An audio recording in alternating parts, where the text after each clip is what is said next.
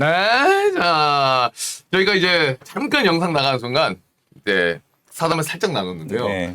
이게 차가 막히는 게 뭐 그것 때문인지 아닌지 모르겠는데, 제가 이제 오늘 때 그 경호처 앞에 그 빠딱빠딱 하는 차 있죠. 네. 제가 용산을 지나서 왔거든요. 아. 원래는 용산을 지나서 안 오고 그 위쪽을 해서 오는데, 오늘 유독 그쪽으로 안내를 해가지고 갔더니 그 차가 쓱 지나가는데, 끝났구나.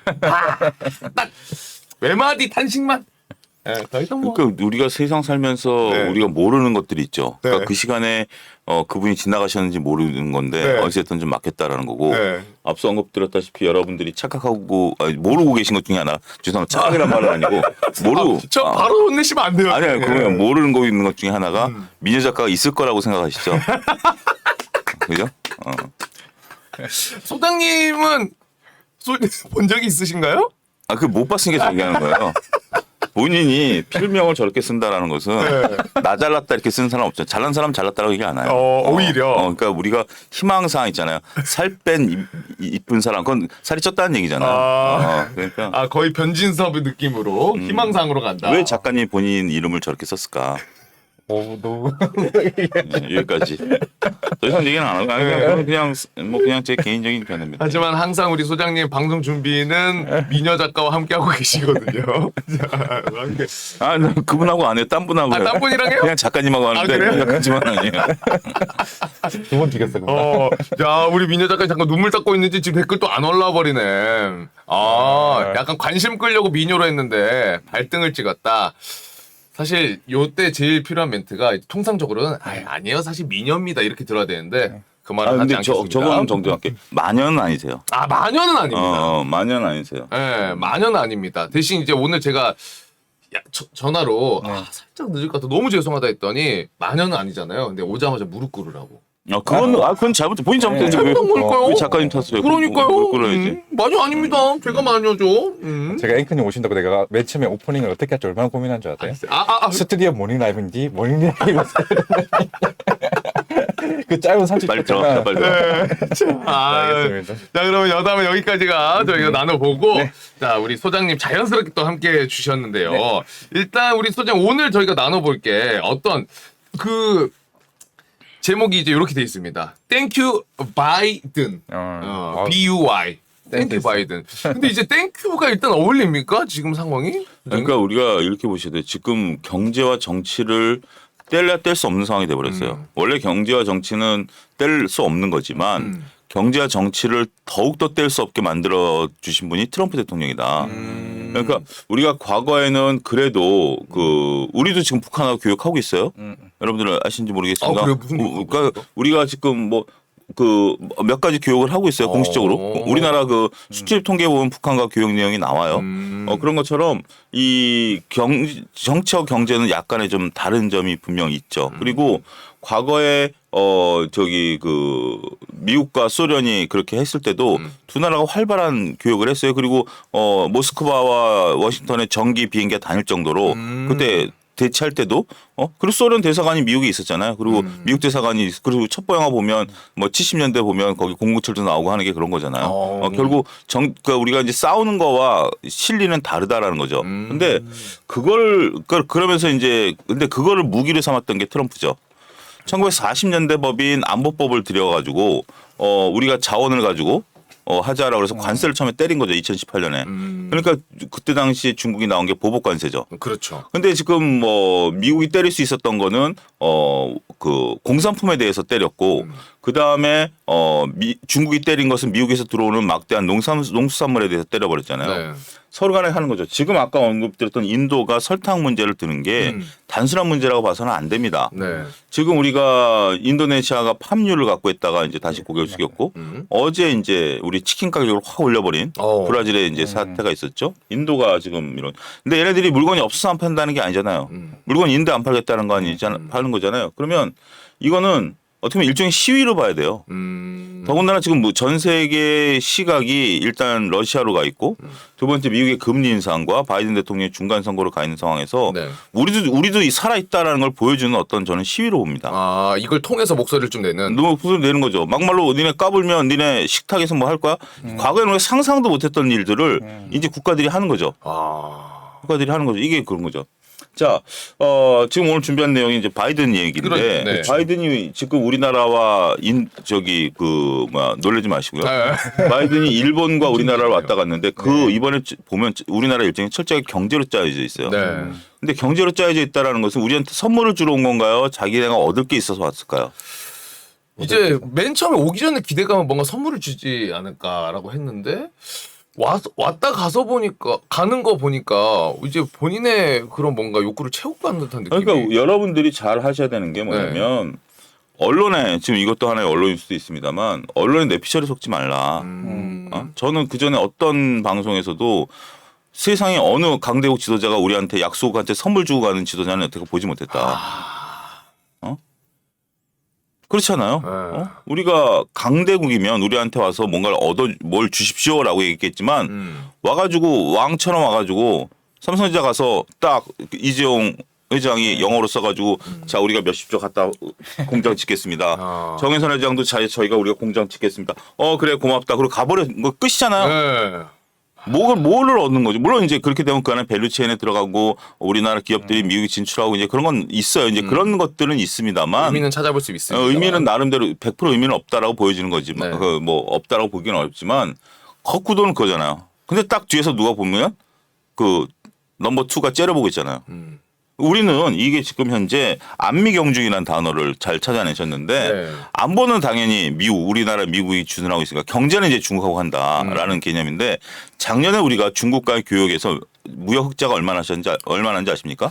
작년에요? 네, 무역 흑자가 중국에서. 중국에서 네.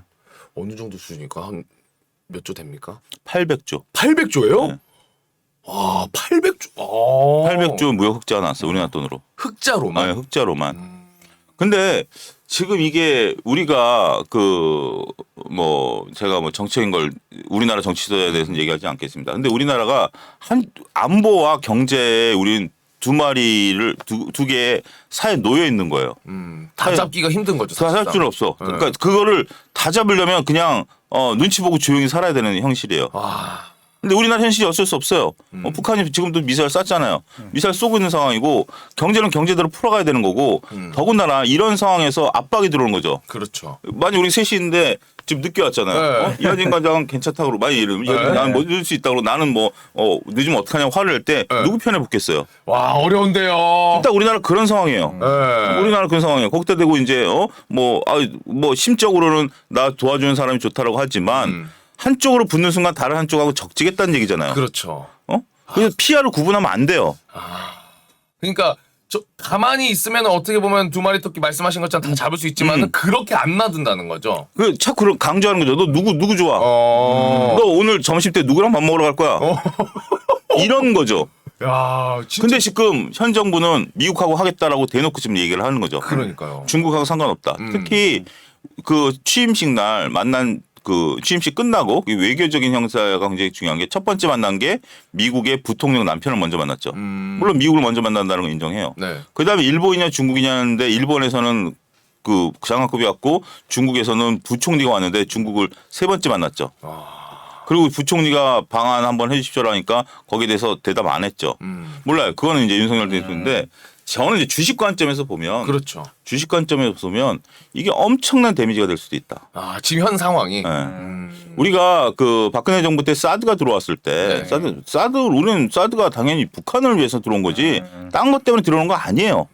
그렇잖아. 북한에서 미사일 지금 이렇게 쏴대니 불안해서 물론 이제 사드가 그걸 요격하는 안 하는 차치하거나 하더라도 국민들의 어떤 정서적인 심정이라든지 그래서 들어온 거예요. 근데 중국이 그때 어땠죠? 그때 이후로 현대차가 점유율이 1% 밑으로 떨어져서 지금 못 올라가고 있어요. 현대가 공식적으로 밝힌 게 17년 사드 사태 이후 점유율이 지속 떨어지고 있다. 현대차의 공식적인 입장이에요.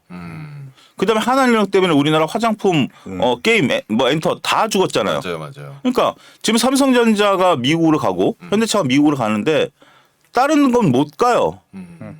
더군다나 우리가 일본이 독도 문제를 건드렸을 때 일본 정치인이 독도 문제를 건드렸죠.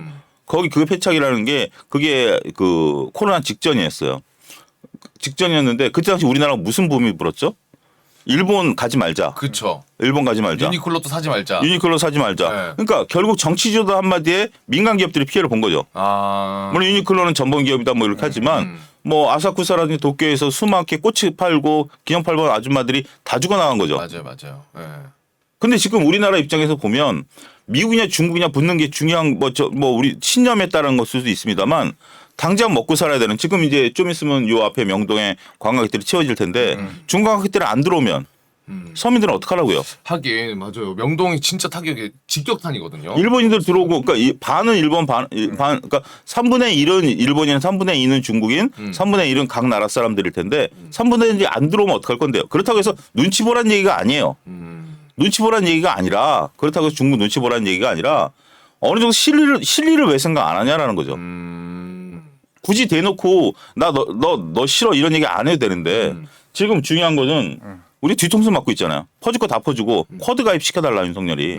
쿼드가 뭔지 아십니까? 쿼드가 제가 안 그래도 그래서 찾아봤더니 이게 미국, 인도, 일본, 호주 이렇게 네 개국이 참여하고 있는 비공식 안보 회의체인데. 네, 비공식 안보 회의체입니다. 네.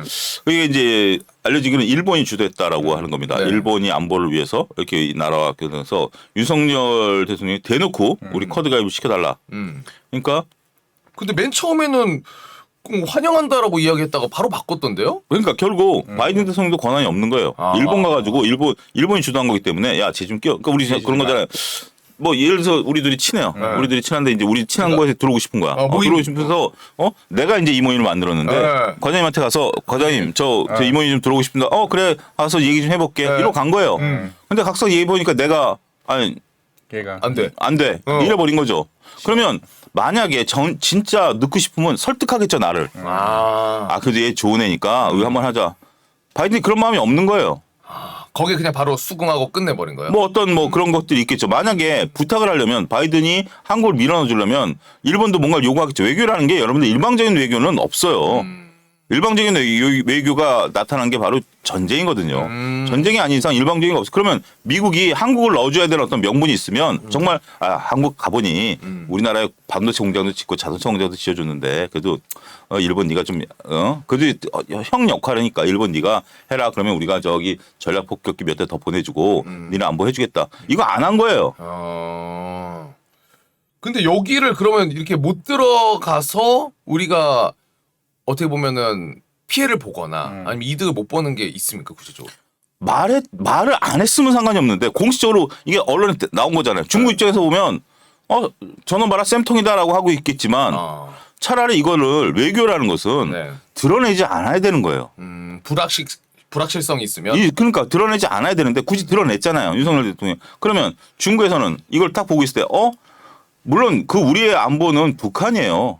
북한이지만 중국은 우리가 북한하고 싸우는 건 상관없어요. 미국이 얼마큼 어디까지 들어오느냐죠. 지금 대만 해협까지 미국이 밀고 들어오는 것에 대해서 굉장히 민감한데 네. 만약에 우리가 이런 얘기하면은 조금 오바라고 보지만 우리가 6.25 전쟁이 난 게 안보 라인에서 우리나라가 빠졌잖아요. 일본 우리 국사 시간에 배웠잖아요. 역사 시간에. 안보 라인이 미국에서 딱 가다 보니까 거기서 빠져버리니까 미군이 공백이 생겨버린 거잖아요. 그걸 이제 밀고 들어온 거잖아요. 네. 소련이. 그건 이제 뭐 하는데 뭐 그럴 정도까지는 아니다 하더라도 우리나라 지금 뭐 국방력은 전 세계 수익권에 들어가 있고 뭐 전쟁이 난다는 개념이 아니라 사람이 그렇잖아요. 제가 미국에 붙으려고 그러네? 그런 느낌을 준다라는 거가 저는 이렇게 봅니다. 지금 중국이 공식적으로 하나님이라는 건 없어요. 중국이라는 나라는 그래요. 공식적으로 뭐 하는 나라가 아니에요. 하는 나라가 아닌데 지금 우리가 실타래를 점점 꼬여가고 있다. 이런 어떤 각 자원 전쟁이라든지 이런 것들에 대해서 결국은 지금 당장은 중국이라는 나라의 특성을 보면 가만히 있어요. 결정적일 때 한 대 때리지. 크게 세게 결정적일 때. 우리가 하다못해 히토리 같은 경우 어느 순간 딱 안 준다. 뭐 요소수 하다못해 요소수도 그랬잖아요. 그 요소수 풀려고 얼마나 노력했어요. 요소수 정치적으로 푸는 거지 민간이 풀어낸 거 아니에요. 더구나 지금 중국이 160기 원전 건설한다는데 우리 원전 기대고 있는 건 윤석열 정부도 인정했잖아요. 국내 갖고 안 되고 해외 원전으로 나가야 되는데 한국 입찰을 빼버리겠다. 그럼 진짜 심각하긴 하겠네. 근데 그럼 쿼드도 쿼드인데 지금 IPEF 요것도 이야기 많이 나왔잖아요. IPF가 뭐죠? 이게 요것도 인도 태평양 경제 프레임워크. 그러니까 그거를 왜 미국이 주도했을까요? 중국 견제. 네, 요것도 중국 압박, 중국 견제를 위해서. 그러니까 결국 하는데. 과거에는 그런 역할을 중국이 해왔잖아요. 네. 근데 트럼프 대통령이 그걸 만들어 이제 중국과 단절을 해보니 미국이 가장 필요한 게 지금 자기네들이 없는 것을 이 나라들한테서 갖고 와야 돼요. 그 중에 하나가 우리나라 반도체죠. 네. 반도체예요. 네. 그래서 반도체 들어와라. 우리 땅 주고 뭐 전기 주고 세금 해주고 들어오겠다. 해서 더욱더 이제 미국 쪽으로 붙는 거죠. 근데 우리 아까 얘기했듯이 삼성전자가 지금 중국에 진출하려고 하는 뭔가 보이지 않는 소리 작용할 수도 있죠. 보이지 않는 허가가 늦어진다라든지 아.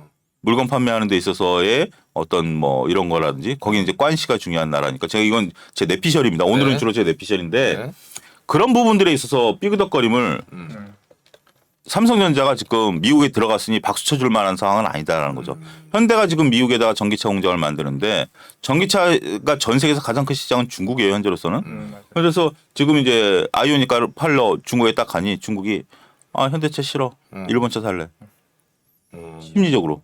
그렇잖아요. 우리도 그렇잖아요. 똑같은 조건이면 옛날에는 우리나라 렉서스 같은 경우 강남의 소나타라고 불렸죠. 강남에 소나타라고 불려 어마어마하게 팔렸어요 렉서스. 진짜 강남 가면 소나타 아줌마들 소나타 렉서스 안 끌면 몸이 못 나갈 정도였어요. 그런 시절이 있었어요. 그게 그 직전에 맞아. 아, 2000년대 직전까지 렉서스는 강남의 소나타라는 별명이 있었어요. 그래서 앉아서 팔던 차인데 반일감정 딱 지나고 나서 일본 차 점유율 어떻게 됐죠? 확자가 지금 안 보이잖아요. 네. 안 보이잖아요. 철수했지. 철수하잖아요. 그럼 일본 기업 입장에서 보면 물론 이제 뭐 하겠지만 정치 지도자가 독도 우리 땅에다 한마디 해버리면서 한국 시장의 점유율을 잃어버린 거죠. 아, 그 말 한마디로. 말 한마디로 잃어버린 거. 지금 우리나라 인식이 바뀌었잖아요.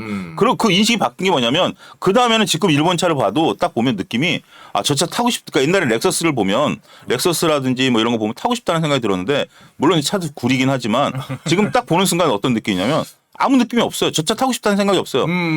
때로는 벤츠나 BMW 좀 다니면 저거 이쁜데 한번 타볼까? 테슬라 같은 게 이쁜데 한번 타볼까? 사냐 안 사냐 떠나서 사볼까라는 생각은 들었어요. 지금도 그래요. 근데 지금 일본 차 가지고 그런 생각 드시는 분들이 옛날보다 많이 줄었어요. 맞아요. 그게 심리적인 것도 분명히 작용을 굉장히 중요해요. 할 것 같아요. 예. 그리고 너나 할 것 없이 타면 지금 이러면서도 벤츠는 물론 이제 또 저쪽 유럽 차지만 벤츠가 왜 이번에 나온 그 소형 모델에 중국 배터리를 실겠어요? 중국 배터리. 벤츠도 중국 자본으로 산 매입된 거 아닌가요? 그러니까 그쪽 지금 중국 시장에 진출하기 위해서 각 경제 주체들이 중국한테 고개를 숙이고 있는 거예요. 아, 오히려. 오히려 테슬라 같은 경우 중국산 배터리 실으잖아요. 그렇죠. 테슬라는 중국 아니면 팔 데가 없으니까. 음. 이게 여러분들 저기 바이든 대통령이 왔다 그래서 네. 좋아하시는 분들 보면 전 좀 기함을 했는데 지난주에 우리한테 던져주고 간 건 뭐죠? 던져주고 간 거는 그 나노 거기에 사인하고 간 거. 그러니까 딱 와가지고 네. 우리나라 기업체들이 가서 전 속된 말로 그래요. 어떤 딱 높은 분이 오셔가지고 우리나라 기업체 사장들이 딱 서 있는 데 가서 90도로 인사하면서 주머니에다 봉투 하나씩 넣어준 거예요. 보고하면서. 딱 봉투 넣어준 거야. 그럼 딱 웃고 있다가 오케이. 그러면서 한쪽에서 이제 이쪽에서 이번에 봉투도 받으셨으니까 저희 좀 봐주세요. 알았어. 내가 가서 얘기 좀 잘할게. 딱 갔는데 돌아가서 그 다음날 뭐예요? 코드가 안 된다. 뭐 한다. 딱딱딱 얘기하고 비행기 타고 싹 가버렸잖아요. 단편적으로 본다면은. 그렇죠. 소장님 직선적으로 입장에서. 보면. 그러면은 지금 저도 이제 소장님한테 혼날지는 모르겠지만 네. 정말 단편적으로 생각했을 때는 바이든이 오고 뭐 삼성 공장 간다 뭐 이런 거 했을 때 제가 또 삼성 전자 주주 아닙니까? 그래서 와우 호재다 호재 이랬거든요. 네. 뉴스만 보고는. 근데 실제로도 어제도 주가가 쫙 이게 좀 흘렀잖아 살짝. 거기서 뭐지? 왜 이러지? 이랬는데 그 부분을 제가 생각 못한 거잖아요, 아예. 그러니까 삼성은 어쨌든 삼성 입장에서 나쁜 것만은 아니에요. 네. 삼성에서 주력으로 들어가야 될 게 결국 미국 공장에 대한 부분들. 삼성이 미국 투자가 그렇게 많지가 않았었기 때문에 이번에 뭐 SDI도 뭐 이번에 미국 들어가는 거고 삼성이 미국 들어가는 거에 어떤 방향을 만들어 놓은 건 맞아요. 근데 이게 그 어떤 퍼포먼스로 들어가는 거랑 전략적으로 물론 이제 전략과 퍼포먼스가 맞아 떨어졌다라는 거죠. 근데 안타까운 것은 퍼포먼스 이면에는 그런 거잖아요. 갑자기 이제 우리가 두 어떤 부서장이야. 근데 새로 신입사원으로 들어왔어. 네. 일을 잘해. 네. 일을 잘하는 상황에서 저도 이제 회사에서 겪었던 일인데 네. 두 사람이 이제 데리고 오려고 하는 거예요. 서로 저를 서로 일을 잘하니까. 일 잘하니까 데리고 오려고 하는 거예요. 일 잘하니까 데리고 오려고 하는데 갑자기 이 친구가 나한테도 잘하는 것 같더니 어느 순간 딱 보니까 둘이 같이 딱 붙어 있네. 그럼 내 느낀 건 뭐예요? 배신감이죠. 그쵸. 실질적인 배신감이죠. 그래서 저 새끼 두고 보자. 처음에 좋아하다가 내가 잘못한 것 같아 벌써. 그런 거. 아니 전 그랬어요. 저 대리 때 두 부서장이 각각 밥 먹자 그러더라고요. 하루씩. 소장님한테. 네. 너 나랑 같이 일하자 그러면서 그래서 내가 이제 나 줄을 잘못 탔지. 그때 당시에 이제 내 마음을 잘 해주고 하는 분하고 하겠다라고 얘기했더니 그 다른 사람보다 다시는 너랑 일할 기회가 없을 거다. 그분 부사장 되셨고요. 와. 나랑 같이 일한 분은 한 5년 뒤에 다른 회사 가셨어요. 와 세상에. 그 부사장이 누군지 알 것 같아. 그런 느낌 했어요. 그러니까. 근데 그러니까 그런 거예요. 지금은 안 보이죠. 안 보이죠. 지금 근데 보이지 않는 것들 지금 당장. 근데 중요한 것은 뭐냐면 정치인의 임기는 한정돼 있지만 네. 우리의 삶과 경제는 연속성을 가진다. 그렇죠. 무한하죠. 계속해서. 지금 사드 사태 이후에 벌써 몇 년입니까? 와 생각보다 많이 흘렀더라고요. 많이 흘렀잖아요. 근데 현대차가 지속적으로 점유율이 떨어져. 현대차가 지금 중국에서 몇 대 판다 얘기하고 있나요? 안 하죠. 거의 옛날엔 했어요. 근데 지금 성적표가 초라하거든요. 얘기하기 힘들 정도로. 얘기하기 힘들 정도로 초라하거든요. 미국에서는 잘 팔리고 있죠. 지금 미국에서 전기차 얼마가 팔린다. 유럽에서 전기차 얼마 팔린다. 물론 중국에서는 로컬 전기차 업체들이 워낙 치고 나오고는 있습니다만 거기서는 성과가 없잖아요. 그러면은 바이든이 이렇게 와서 이제 뭐 삼성도 그렇고 현대도 그렇고 왔다 갔지만은 지금 저희가 초반에 이야기했었던 중국 입장에서 봤을 때 우리가 IPEF 가입을 하고 그리고 또 쿼드는 이게 딱 거절당하는 걸 보면서 중국 입장에서는 우리나라한테 어쨌든 약간 반감을 이제 가질 수 있겠다라는 생각에 어떻게 보면은 삼성과 현대가 미국에 지금 이렇게 대통령 만나고 해서 무조건 좋지 않은 상황이라고 생각을 해서 주가가 반영이 안 되는 그런 부분이 아니 있습니다. 꼭 그런 것보다도 네. 그분이 장기적으로 반영되는 거고 장기적으로. 그리고 뭐 중국도 삼성이나 SK하이닉스 없으면 못 굴러가요. 우리가 이제 SK하이닉스 같은 경우 시안 공장에 문을 닫아버린다. 이거 뭐 상상도 못할 일이에요. 그래요? 거기 우리는 그 SK하이닉스 생산의 거의 한 30%에서 50%가 시안 공장에서 나오고 있기 때문에 그걸 뭐 하는 거예요. 근데 이제 이게 우리는 그런 거잖아. 차곡차곡 점수가 쌓여간다라고 저는 보는 겁니다. 차곡차곡 점수가 쌓여간다라는 거 보고 그 다음에 이제 그 어떤 한한령이 풀려가는데도 시간이 좀 더디고 뭔가 보이지 않는 벽들이 좀 생기면서 마음이 멀어지기 시작하는 거죠 처음에. 지금 딱 단절된다라기보다는 마음이 멀어져가는 거죠. 일단 중국 입장에서도 실리를 취할 수밖에 없는 게 우리나라를 버리고 중국이 또 경제가 살아나기도 어려워요. 그리고 이제 서로가 이제 엮이고 섞인 게 많기 때문에 그런 부분들이 단편적으로 제가 말씀드린 건 좀 극단적이죠. 너 누구 편에 붙을래 이런 정도는 아니지만 지금 이제 우리가 가만히 지금 우리가 하는 얘기 우리나라 정책 중에 하나가 독도에 대해서 일본이 그렇게 떠들어도 우리 정책이 그냥 입 다물고 있자. 어차피 우리 건데 굳이 우리가 해가지고 서로 싸워가지고 사업재판소 가가지고 일 시끄럽게 만들 필요 없다. 실질 지배. 근데 지금 법상 일본은 독도에 주소를 두고 있어요. 일본 내에서 서류상 주소도 두고 있고 거기 거주민도 있어요. 지네 나름대로 뭐 해가지고. 서류상으로는요? 서류상 우리는 이제 거기도 우리나라도 거주민이 있는데 그러니까 서로 이제 그러니까 따지고 보면 애매해져 버린 거예요. 우리가 볼 땐 당연히 우리 건데 제3자가 볼 땐 둘 다 주소가 있네? 이건 뭐지? 이런 거죠. 이래 버린 거죠. 이래 버린 상태인데 굳이 우리가 뭐 법 따질 거 말고 어차피 우리 건데 이러고 있는 거죠. 근데 어떻게 보면 이 조용한 외교가 때로는 그 필요도 하기도 해요. 근데 모르겠어요. 이제 시작인 정보이기 때문에 여기서 어떻게 나가느냐는데 제가 이제 우려하는 것은 너무 드러내놓고 얘기를 하는 것과 주시장에는 오히려 출렁거림일 수가 있다. 호재가 아니라 반대급부라는 것들이 있다라는 거죠. 지금 이제 하다못해 말레이시아도 우리가 닭 갖고 저러고 있는데 오죽할 게 없으면 닭이랑 팜유 이런 거 갖고 얘기를 하겠습니까? 근데 걔네들도 우리 살아있다라고 지금 전 세계 외치고 있는 거잖아요. 맞죠. 그쵸. 예, 그런 부분들을 여러분들이 잘 읽어내셨으면 좋겠습니다. 인도도 그렇고. 그러면은 소장님이 이제 지금 당장 뭐가 안 좋고 이런 것보다 이제 점수가 쌓여간다. 네. 그런 감정이 조금씩 쌓여간다라고 이야기하셨는데 이제 정치 쪽에서는 그렇게 지금 이게 일이 나와 있지만은 기업 차원에서 뭔가 중국과의 조금씩 풀어갈 수 있는 방법도 있습니까? 근데 중국이란 나라가 지금 어마어마하게 커져가지고 네. 우리 중국하면 이미지가 어때요? 너무 일단 사람 많고 네. 그리고 소비 많고 경제. 돈 많고. 지금 중국 우리 전 세계에서 우리가 그러잖아요. 사람들 놀라는 게 전 세계에서 중국과 일본 깔보는 민족은 우리나라밖에 없다. 아 그래요? 남들이 볼 땐 그것도 아닌데. 어. 중국. 근데 중국이 이제 경제 이게 제가 좀 어떻게 풀어가야 될지 모르겠습니다. 중국이 일단 경제 대국이고요. 네. 중국이 우리 없이 먹고 살 수 있느냐? 가능합니다. 걔는 내수가 있기 때문에. 없어도 걔는 어떻게든. 내수가 있기 때문에. 근데 이제 지금 이제 우리가 일본을 따라잡았듯이 우리 부모님 세대는 일본의 코끼리 밥솥이라고 알아요?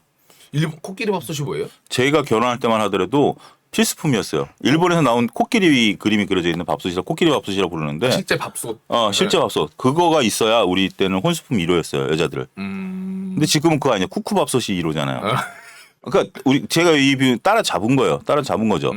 그러면 이제 중국이 그 뒤에 쿠쿠밥솥 같은 거를 안 만들어낸다는 보장은 없어. 예를 들자면. 그렇죠. 근데 거의 그 단계까지 왔잖아요. 지금 우리나라 같은 경우 지금 시내버스, 중국버스 돌아다니고 있고, 그다음에 수소 트럭 중국에서 수입한다 그러고, 수소 여러분들 현대가 만들어냈습니다만 물류업체에서 수소 트럭을 중국에서 수입한다고 지금 공식적으로 밝혔어요.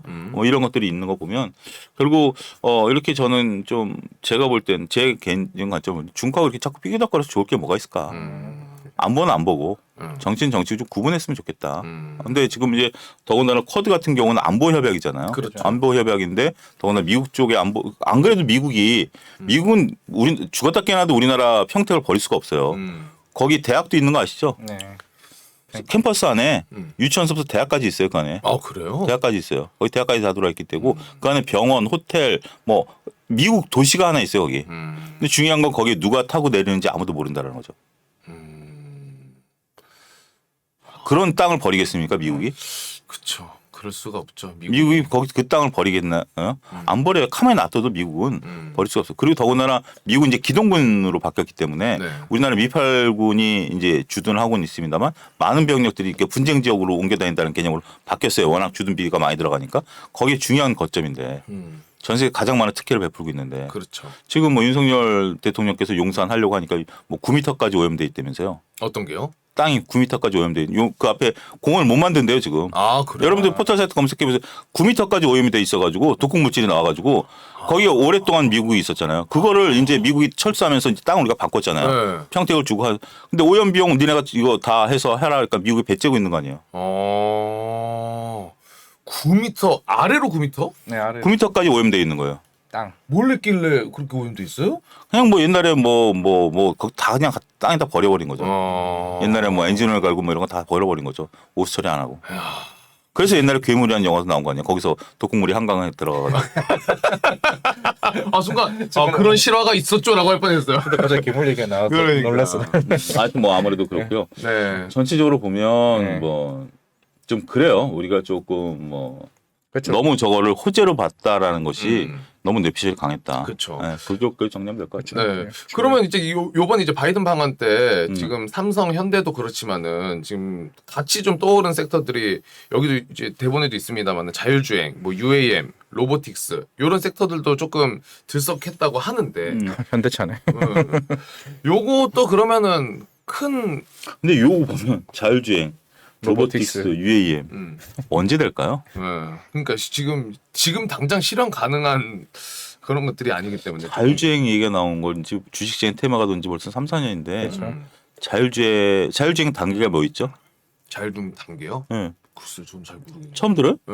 단계가 있어요? 1단계 뭐 무슨 영어로 된 등급이 있긴 한데 한 5단계. 맞아, 5단계. 5단계. 그러니까 지금 이제 한 3단계인가? 지금 우리나라 법으로는 2단계인가 3단계가 그래요. 현재로서 5단계가 완전 자율이에요. 우리가 생각하는 완전 자율. 완전 잘. 완전. 근데 전 세계에서 완전 자율을 하고 있는 나라가 없어요. 법이라든지 윤리적인 문제가 있기 때문에 네. 법이라는 윤리적 문제 완전 자율까지 가려면 더 넘어야 되는 선인데 좋아요. 3, 4 정도만 2, 3 정도만 해도 반자율 주행 정도 돼요. 그렇죠. 우리가 이제 운전자가 타야 되고 3인가 4부터는 운전자가 안 타도 돼요. 보조적인 역할을 하는 거예요. 보조적인 역할을 하는 거고 테슬라도 2, 3에 들어갑니까? 그 정도 레벨까지. 그러니까 이제 풀어준 거죠. 나라에서 지금 이 레벨 2다, 레벨 3다라고 이제 풀어주는 거예요. 풀어줘야 되는 거고 거기다 이제 실험을 하고 있는 건데 어쨌든 지금 레벨 2, 3 정도는 반자율주예요. 그러니까 이제 고속도로 같이 쭉 가는 데서 그냥 내가 핸들 놓고 그냥 잠깐 전방은 주시해야 돼요. 그렇죠. 레벨 2 전방은 주시는데 이렇게 핸들 옆에. 전방 주시를 하고 있다가 이제 하는 게 레벨 2 정도 될 텐데 언제 올까요? 그냥 사실 저는 지금도 편하더라고요. 약간 이제 반자율 중 한 2단계? 제 것도 한 2단계 정도 되는 것 같은데. 아 진짜요? 그냥 그 정도도 편해요. 그냥 차선 유지. 어느 정도 내가 인식을 하는 정도 상태에서 약간 그러니까 나도 이제 안전을 이제 감안을 하고 차도 편안하게 갈 수 있고 저도 이제 시골에 이제 4시간 정도 걸리니까 그것만 해도 저 피로도가 절반 이상은 줄어든 것 같아요. 그거 자체로. 근데 거기서 만약에 핸들을 놔버리고 가라 그러면 우리가 상상한 거잖아. 뒷자리에 앉아갖고 게임하면서 간다라는 건데 그게 과연 심적으로 가능하겠냐라는 거죠. 그쵸. 힘들죠. 현실적으로. 그러니까 자율주행 언제 되느냐고요. 그러니까 소장님 말씀 들어보니까 이해가 되는데 이게 기술이 완벽하게 됐다고 하더라도 이게 풀기가 쉽지가 않다는 거네요. 두 가지죠. 하나는 내가 받아들인 나도 그렇고 두 번째는 예를 들면 그런 거죠. 자율주행 5가 되면 이게 우리가 인공지능이 아니에요.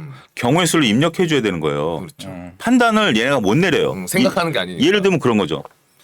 쫙 가는데 지금 제가 종로에 점심시간에 보면 직장인들 밥 먹으러 어마어마하게 나오잖아요. 직장인들 밥 먹으러 어마어마하게 나오는데 갑자기 누군가 팍 튀어나와서 근데 내가 약간 속도를 내고 있는 상황에서 팍 튀어나왔는데 보면 이 사람을 받을 것이냐 아니면 딱 핸들을 꺾을 것이냐라는 거죠. 그러면 당연히 처음에는 우리가 생각하는 핸들을 꺾으려는 거죠. 꺾으면 사람들이 옆에 또 있어. 그러면 내가 판단하는 거죠. 이 사람을 내가 칠 것인가 꺾어서 다른 사람을 칠 것인가 내가 벽을 들이받아서 내가 다칠 것인가를 판단해야 되는데 이 판단을 넣어줘야 되는 거예요. 경우의 수를. 그러면 윤리적으로 앞에 사람을 쳐야 돼요? 옆에 사람을 쳐야 돼요? 벽을 쳐야 되지 않아요? 벽을 쳐서 내가 다쳐야 돼요?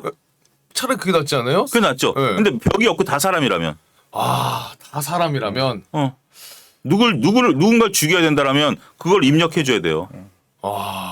그 수까지. 그게 레벨 5예요. 우리가 운전하다 보면 그런 경우가 안 생긴다는 보장이 없잖아요. 그렇죠. 안 생긴다는 보장이 없잖아요. 우리가 가끔 보면 정말 살신성인으로 하시는 것들이 비행기가 추락할 때 정말 민가에 떨어지면 내가 살 수도 있지만 다른 사람이 죽을 수 있다는 것 때문에 산에 해가지고 돌아가신 진짜 살신성인 분들이 계시잖아요. 그건 윤리적인 문제를 자기가 판단한 거잖아요. 그렇죠. 그거는 진짜. 자기가 판단해서 우리가 영웅으로 칭송을 하는데 이거는 경우의 수를 넣어줘야 돼요. 그렇다고 해서 무조건 내가 죽으라고 한다라면 그 못 받아들이는 사람은 그 차 못 타요. 그렇죠. 난 살신성이 되고 싶지 않아. 난 살아야 돼. 다른 사람이 죽는 건 상관없어. 난 살아야 돼. 이 윤리적인 문제를 해결해줘야 레벨 5가 되는 거예요. 자, 두 번째 UAM. 지금 저희 밖에 보세요. 여기 드론들이 날아다닌다고 생각해 보세요. 지금 우리나라 청와대 지역에 용산 지역은 못 날르죠. 네, 그렇죠. 공항 지역 못 날르죠. 그렇죠. 뭐 몇 개 빼고 나면 UAM이 어떻게 날아다니죠? 실질적으로 다닐 수 있는 길이 많지는 않겠네요. 그리고 확실히. 우리가 생각하면 이게 지금 언론사 건물인데 언론사 건물에 저게 내려오는 걸 허락을 할까요? 일반 아파트도 내가 알기로는 안 되는 걸로. 그래요? 안 돼. 이 아파트에서 사생활 침해잖아 사실. 맨날 올라갔다 내려갔다 하고. 그리고 왜냐면 그거면 택시면 사람들이 그러니까 예를 들면 이 옆 건물에 있으면 만약에 VIP가 출장을 가야 된다면 여기 내려와서 옆 건물 가가지고 우리 가끔 해외여행 가면 그 전망대에 있는 건물들 있잖아요. 네. 전망대에 있는 건물 입장 사서 올라가잖아요. 그럼 관광객들이 들락날락 해줘야 되는데 불특정해서 모르는 사람들이 돌아가야 되는데 지금 그렇다고 건물을 따로 지어서 통로를 따로 뺀 것도 아니고 그거 허용할까요? 그런 거 보면은 이게 지금 당장 아니라 뭐 미래에는 그래도 실현이 되겠다라는 생각도 어느 정도 있었는데 이런 거 들어보면은 이게 우리가 사는 삶에 적용을 시킬 수가 있나? 시간이 오래 지나도? 시간이 오래 걸리겠죠. 그때가 돼도 사람들이 이제는 기술 발전이 됐으니까 내 아파트 앞에 드론이 UAM 다녀도 돼. 드론 택시. 이렇게 받아들일까요? 그러니까 이게 이런 거 생각해 보시면 로보틱스 같은 경우 얼마나 뜬구름 잡는 얘기예요. 얼마나 뜬구름 잡는 얘기예요. 그러니까 지금 우리가 상상하는 미래 이건 오는 미래는 맞아요. 오는 미래는 맞고 드론 택배 우리나라에서 왜 안 되겠어요. 미국 같은 경우는 저는 이제 가끔 강원도 낚시를 가는데 민가에서 민가 사이에 한 5, 6km 정도 돼요. 그리고 슈퍼가 뭐 한 10km 정도 떨어진 그런 오지에 가야 이제 산에 물고기가 잡히니까 그런 데 네. 가는데 그런 데는 드론 택배가 되겠죠. 택배 차량 가는 것보다 쭉 가가지고 탁 던져주고 탁 오는 거 거기는 이제 우리나라 시골은 되겠죠. 미국은 그렇게 되겠죠. 광활하니까. 근데 우리나라 여기서 드론 택배가 가능해요? 도심은 차라리 밀집돼 있기 때문에 그 택배 하시는 분들도 카트에 실어가지고 제일 꼭대기까지 올라갔다가 쭉 내려오면서 배달 탁 해주는 게 제일 편해요. 그렇죠. 그런 상태에서 무슨 드론 택배가 되겠어요? 그러면은 제가 뭐 전에 한번 본 것 같은데 현대에서도 이 UAM 관련해서 어느 정도 투자를 하는 게 맞죠? 예. 걔네들이 투자를 해서 미래 거기서 이제 보면 파생되는 기술들도 있고 여러 가지들이 있죠. 아, 일단 기업은 준비를 하죠. 일단은 일단 준비를 하죠. 네. 더군다나 우리나라에서 아니고 지금 UAM 같은 경우 싱가포르에서도 네. 좀 되고 있기 때문에 싱가포르이 되는 이유가 뭔지 아세요? 뭐 어떤 것 때문에? 거기는 안보가 필요 없잖아요. 안보가 필요 없고 싱가포르 가보셨는지 모르겠습니다만 싱가포르 같은 경우 도심 지역에만 밀집된 그러니까 이제 금융가만 높은 마리나 샌드베이 쪽에 밀집된 지역의 고층 아파트들이 있고 네. 딱 보면 산도 없고 그냥 평야예요. 쫙 깔려 있는 상태예요. 다른 곳들은 다른 곳이에요. 그러니까 우리나라처럼 복잡하게 이게 날아다닐 필요 없어요. 딱 거기 마리나 베이 샌드에서 딱 올라가지고 공항까지 쫙 그냥 가면 아무것도 없어요 밑에. 그냥 날라만 가면 돼. 그러면 제어하기가 쉬워. 근데 우리는 다 이거 제어하려면 얼마 이상 올라가야 돼. 남산 걸려, 관악산 걸려, 뭐 걸려. 지역이 다른 거예요. 아예. 더군다나 거긴 북한이라는 나라가 없잖아요. 그렇죠. 다 바다인데. 그럼 이게 해외에서는 빨리 좀 실현 가능할 수도 있겠네요. 해외에서 이 훨씬. 특정지역 왜 싱가포르에서 하겠어요? 일본에서 안 하고. 환경적으로 괜찮으니까. 그러니까 그게 하기 적합한 곳이라는 거죠. 적합한 곳이라는 거죠. 그 실험하기도 좋고 선진 기술 그 뭐 되고 그 싱가포르라는 나라가 저기 도시국가 그렇게 하는 것도 싱가포르에서 말레이시아도 못 날아갈 걸요? 말레이시아 가면 거기 벌써 산악지대인데. 그렇죠. 우리나라에서는 뭐 평생 보기가 힘들겠네. 많이 쉽지가 않죠. 제한도 그렇죠. 많고. 그러면 서울에서 하나 부산에서 한다. 부산 아시잖아요. 네. 그 좁은 산세 거기서 어떻게 날아다녀요? 그렇죠. 우리나라 모든 지형 자체가 사실. 그 사고 나면 누가 책임질 거야? 맞아. 그치. 왜 우리나라는 이제 사람들이 정말 이게 하늘에서 떨어진다고 하면은 이게 엄청난 이제 사람들한테 피해가 가기 때문에 사실 도시 밀집지역이기 때문에. 그렇죠. 요즘엔 이제 일반 드론 있잖아요. 촬영용 드론도 이게 제한이 엄청 심하거든요. 많이 심해요. 제가 과거에 한번 촬영 갔다가 PD님 이걸 띄웠는데 거기가 이제 제한 구역이었던 거예요. 근데 이제 허가를 받았는데 이게 허가도 복잡합니다. 그렇죠. 그 군부대에 받아야 되고요. 또 경찰청에 또 따로 받아야 되고요. 항공청에 또 따로 받아야 되고 그래야 띄울 수가 있는데 그때 안 해가지고 띄우자마자 농담 안 하고 5분 안에 부대랑 경찰차가 바로 와요. 아 진짜요? GPS 잡아가지고 바로 와요. 그러니까 이게 여러분들이 생각해야 되는 게 저는 그거예요. 제가 왜 이 얘기를 하냐면 우리가 그러니까 말할게요. 언론 내피셜에 속지 말자. 언론 내피셜. 언론 내피셜에 속지 말자. 그러니까 어떻게 보면 이건 팩트 전달하는 거일 수도 있고 팩트 전달 과정에서 부풀려질 수 있는 것도 있고 내 스스로가 부풀린 것들도 있고 일부 방송 출연자들이 부풀린 것들도 있는데 이런 것들이 테마주로 움직일 수는 있죠. 순간적으로. 그래서 테마주 따먹기를 하시겠다라면 제가 말리지 않겠습니다. 하지만 이 시대가 열릴 것이다라고 본다라면 이게 조금 지금 우리가 그랬잖아요. 한때는 모든 플랫폼이라든지 테크가 먹고 살릴 거다라고 받는 몇 년 동안 주식시장을 이끌어왔는데 지금 스냅이라는 테크들 다 박살나고 그러니까요. 그 정말 답답하고 재미없을 거라 보면 화학, 자동차, 정유 이런 것들이 올라가잖아요. 지금 당장 우리가 이거 화학 없으면 이거 커피 어디다 담아 먹어요? 우리의 꿈은 테크가 모든 걸 먹여 살릴 거라고 보고 로봇이 다 다닐 거라고 보지만 그래 여기서 막 얘기해. 그리고 딱 나가면 뭐죠? 나가가지고 야 된장찌개 먹을래? 김치찌개 먹을래? 오늘은 집에 갈 때 지하철 타고 갈까? 택시 타고 갈까? 친구들이랑 만나서 뭐 현실은 거기 있는 거예요. 우리의 삶은. 우리의 삶은. 그러다가 야 너 자율주행차 나왔는데 살래? 1억이래. 근데 뭐 뒤에서 게임할 수 있대. 아이 빼지 않고 나는 운전하는 게 좋아. 1억이면 페라리 사가지고 그냥 쫙 스피드 즐기고 살래. 내가 1년에 몇 번이나 운전한다고. 그게 현실인 거예요. 그렇죠. 네. 그리고 그러면은 오늘 어쨌든 소장님이 이야기해주신 전반적인 말씀을 이제 정리를 해보자면은 사실 그런 것도 그렇고 지금 처음부터 얘기했던 이 바이든이 방한하고 그리고 어디에 간다 누굴 만난다 이게 사실 기사도 많이 나오고 들썩거렸는데 이조차도 뇌피셜에 속지 말자. 그렇지 않아요. 네. 팩트를 보려고 노력. 그러니까 여러분들이 물론 뭐 정치적인 부분들, 정치적인 부분 들어가면 말이 아예 안 되는 거고 네. 여러분들이 어떤 정치적인 성향을 갖고 계시는지 간에 과연 바이든이 이제 학습 효과를 한번 해보죠. 바이든이 우리나라 와서 한 행동, 그다음에 바이든이 우리나라에서 한 말 덧붙이지 말고 그것만 보세요. 그러면 차용지가 틀렸을 수도 있고 여러분들의 생각이 그래도 우리는 희망을 가져야 되지 않냐? 그건 내피셜이죠. 팩트만 한번 보려고 노력해보세요. 바이든이 우리나라에서 철저히 하고 가는 아니 2박 3일 있으면서 왜 대통령 90분밖에 안 만났을까요? 2박 3일 동안. 2박 3일 동안 전 그것도 안타까워요. 2박 3일 와 계신 동안 우리나라 대통령하고 좀 더 진지하게 식사 만찬도 좀 즐기면서 오랜 시간 만찬을 하긴 했죠. 오랜 시간 좀 진지한 얘기들을 몇 번 할 수 있었던 시간들이 충분히 있었을 텐데 왜 굳이 삼성전자 공장을 찾아가냐? 그게 과연 성은이 망극한 옵니다예요? 아니면 뭔가 그거예요. 그러니까 결론적으로 와서 오히려 선물을 주고 갈 거라고 우리는 처음에 기대를 했지만 실질적으로 팩트만 좀 보고 그냥 정말 단편적으로 이 현실만 보려고 하면은 와서 받고 갔다. 그렇죠.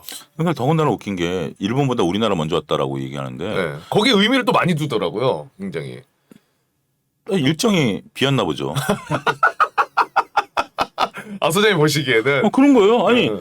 목적이 우리나라 오려고 하는 게 아니라 일본의 IPF 자기가 만든 그 공동체에 회의하려고 온 거잖아요. 네. 그거 오는 과정에서 물론 이제 협상을 하죠. 뭐 다 하는데 다음 주에 나 중요한 약속 있어. 와이프 생일이야. 니네 먼저 갔다 이렇게 갈게. 그랬을 수도 있죠. 그 부분까지 생각을 해봐야 된다. 그러니까 그거는 순전 우리나라 언론에서 떠들어야지 미국에서 한마디도 안 하잖아. 그렇죠. 아니 먼저 안 거에 무슨 소용이 그 우리나라 국격이 올라갔다는데 국격이 올라갔나요? 당장 커드에서 두드려 맞았는데. 미국에서는 한국을 뭐 예우하고 이런 차원에서 먼저 방문한다. 이런 그런 미국이 부통령 남편 보냅니까? 그렇죠. 그런 미국이 부통령 남편을 보냅니까? 아 그러네요. 네. 땡큐 바이든이 오늘 좀 주제였는데 쏘리 바이든이. 네. 이 유 바이든까지는 있고 네. 앞에 좀 바꿔야 되겠네요. 아 이렇게 해서 그러면 바이든이 방한했던 그 이야기들 그리고 그게 어떤 의미를 갖는지 우리 소장님한테 이것저것 여쭤봤는데 이야기를 듣고 나니까 소장님 말씀 듣고 나니까 다음에 혹여나 이제 이런 비슷한 상황이 있더라도 내가 뉴스 언론 보도에 같이 설레이고 또 좋은 것만 보려고 하는 게 아니라 와서 이 행동이 어떤 의미를 갖는지 실질적으로 누가 뭘 주고 누가 뭘 받아가는지를 봐야 될 것 같다. 덧붙여서 네. 투자자 입장에서 보세요. 투자자 입장에서 정치적으로 와줬으니 고맙다라는 게 아니라 정치적으로 바이든이 와서 고맙다 고마운데 지금 그들이 간 행동을 봤을 때 내가 볼 때는 뭐 예를 들면 별로 마음에 안 들건 이게 과연 주식시장에 어떤 역할을 끼치는 것만 보세요. 그러니까 주식시장이 그거 이제 친구들하고나 뒤로 돌아섰을 때는 정치적인 생각을 하시고 만약에 그런 어떤 팩트들을 볼 때 주식시장으로 볼 때는 주식시장에 미치는 영향만 보려고 노력하세요. 이거 훈련이 필요해요. 그렇지만 좋은 결과 나타납니다. 최대한 네.